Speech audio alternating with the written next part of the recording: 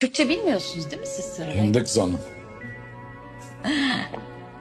Çocukken, yani sonradan mı öğrendiniz yoksa? Aslında çocukken öğrendiğimle idare ettim. Tabii ki yıllarca Kürtlerle bir arada olunca kelime dağarcığı gelişti.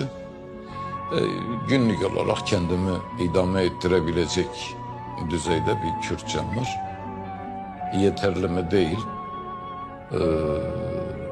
Ama hep gözümde kalan bir şey, yani tam bütün künhüne vakıf olmayı istediğim bir dil. Ama çok günlük dille sınırlı bir Kürtçem var. Hiçbir mitingimi Kürtçe selamlamadan ve Kürtçe vedalaşmadan bitirmedim ama. Yek döse çor. Hum bi khairatın sersera serçavaratın.